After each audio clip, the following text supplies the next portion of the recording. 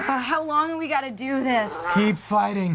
This lighting is awful for me. Keep fighting. It's crazy. I mean, I like you. We mate. That's why we gotta keep fighting. It's time for Friday night beer fight. Meow.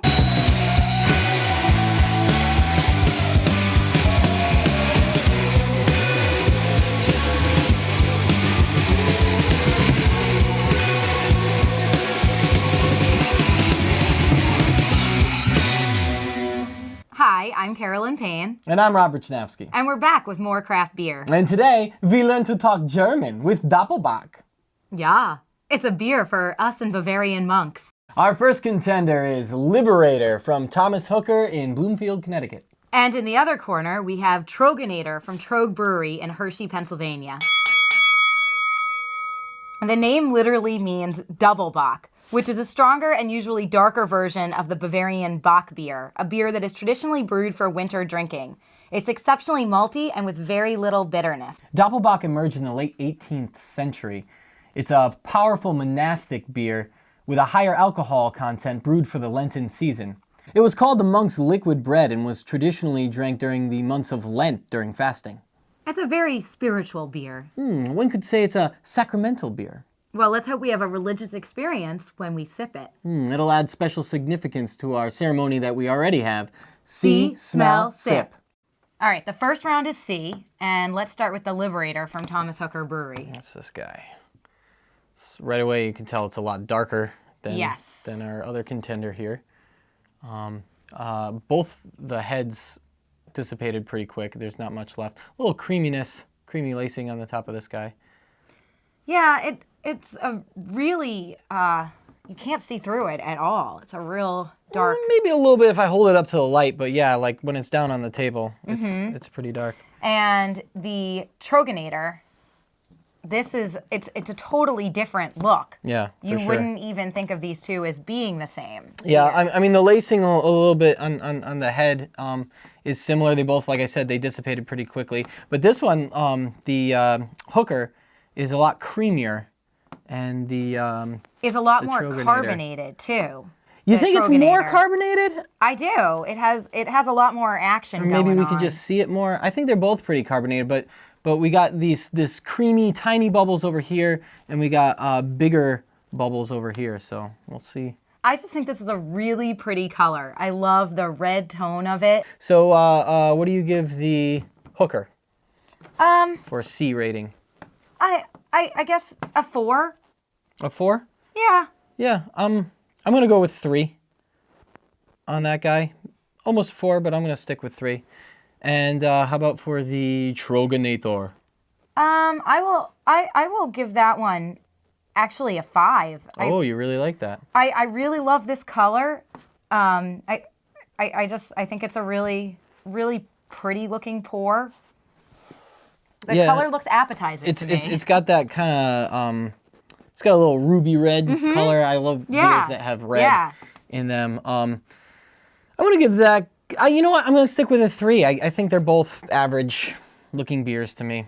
I do like the color in both, but they're average. So our next round is smell. I'm gonna start with the Thomas Hooker right here. I said Thomas Hooker because I didn't want to say let's smell the hooker. Yeah. So.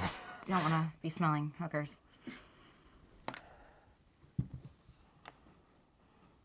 So I get up front a lot of dark fruit.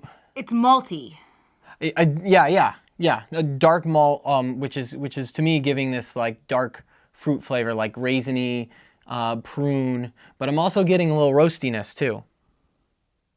Yeah, I don't get prune. I don't think anyone wants to drink a beer that's like a prune. Oh, you'd be surprised. Okay. But the Troegenator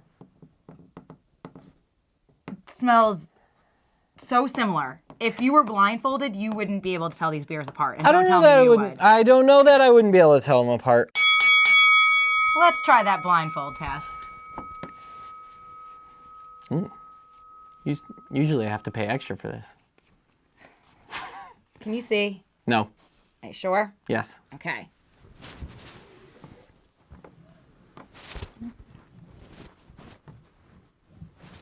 All right, go. All right, there we go.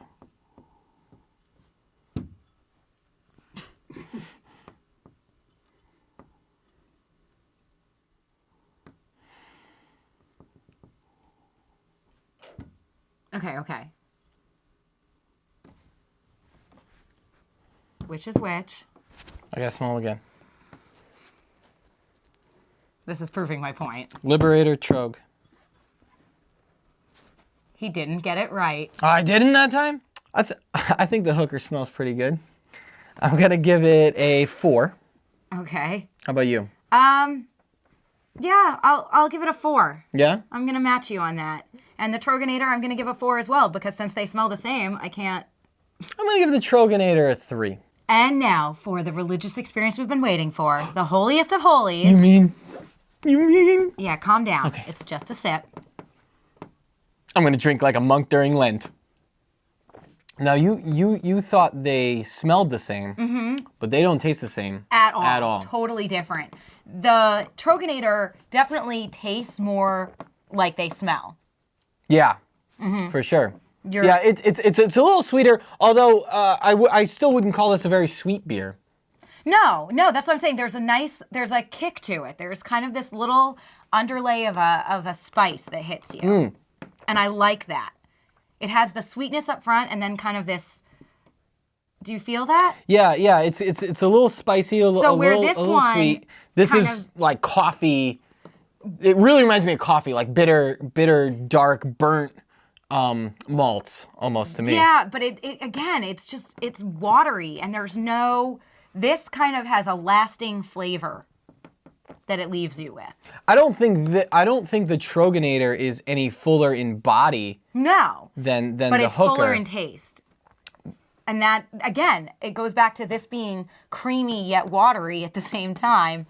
This one has that taste that I think the smell, Reflects. what I expected. Yeah. Reflects. Also, I should mention the carbonation on this. It's very, very different. It doesn't have the creaminess of these tiny bubbles. When I said that this one I saw more bubbles in it, I think that the carbonation that you saw is what you get. They're bigger bubbles, for sure. All right, so let's give these a score. All right. Hold on, I want to drink more. Well, while he continues to drink and figure this out, I'm going to give the Troegenator a 4. So the Thomas Hooker, I'm going to stick with 3. It's kind of average to me. It's not bad. It's got nice roastiness, nice mouthfeel, a little thin, like you said. I was expecting a little more, but I don't think Doppelbocks aren't a super heavy beer. It's not like a cuvee or something. Right, but I still think that this one just didn't. A little deceiving. That. Yeah, because of the deception, I'm giving it a 2. It lied to you. A 2. Yeah. You're a liar. Well, that's the way it goes. All right, and the Troegenator. I think he really likes these. He keeps drinking it. I like both of them. Well, I'm trying to decide what I want to give it for a rating. This is a hard one for me.